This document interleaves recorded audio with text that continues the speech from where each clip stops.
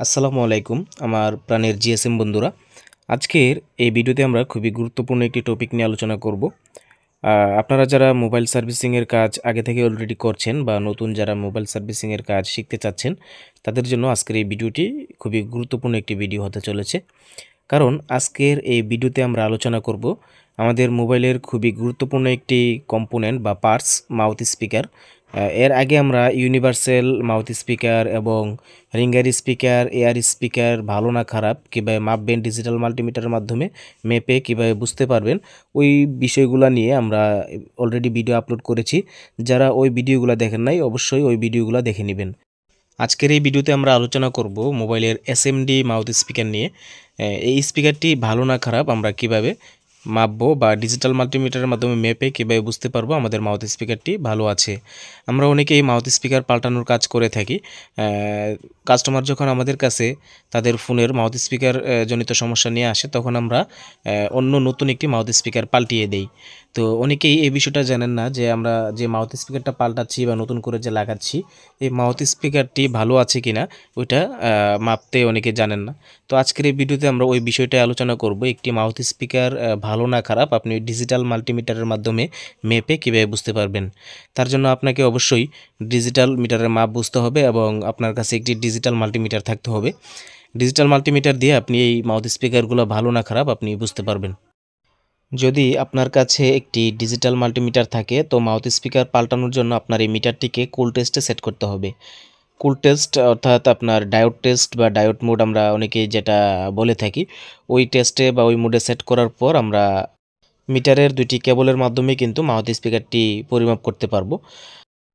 বর্তমানে আমাদের মোবাইলগুলোতে যে এসএমডি মাউথ স্পিকারগুলো ব্যবহার করা হচ্ছে, তার মধ্যে কমন তিনটা মাউথ স্পিকার হচ্ছে 3 পিনের এবং 4 পিন এবং 6 পিন বা 5 পিন এরকম।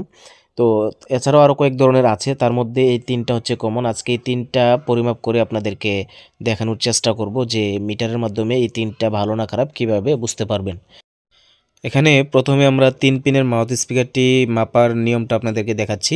এখানে যে মাউথ স্পিকারটা আমরা দেখতে পাচ্ছি এটা 3 পিনের, সামনে 2 পিন এবং যে সার্কেলটা আছে এটা সহ 3 পিন। তো এখানে 3 পিনের মধ্যে আমাদের 3টা পিনই কার্যকরী। এখানে যে সার্কেলটা আছে এটা হচ্ছে গ্রাউন্ড, আর এখানে যে 2টা পিন দেখতে পাচ্ছেন একটা হচ্ছে ভিডিডি লাইন অর্থাৎ ভোল্টেজ বা পজিটিভ, আরেকটা হচ্ছে ডাটা লাইন।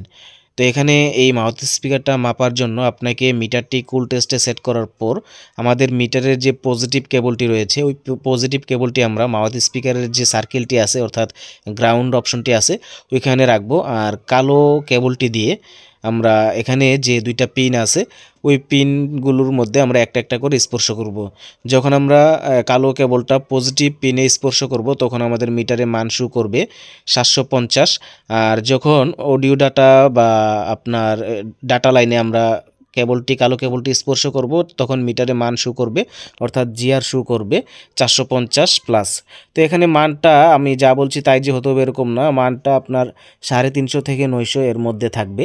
তো এখন আমরা চেক করব হচ্ছে 4 পিনের যে মাউথ স্পিকারটি দেখতে পাচ্ছেন এটার মধ্যে নিচের যে 2টা পিন দেখতে পাচ্ছেন, এখানে 4টা পিনের মধ্যে 2টা পিন হবে গ্রাউন্ড, আর উপরের যে 2টা পিনের মধ্যে একটা হবে আপনার ভিডিডি অর্থাৎ পজিটিভ, আরেকটা হচ্ছে ডাটা লাইন।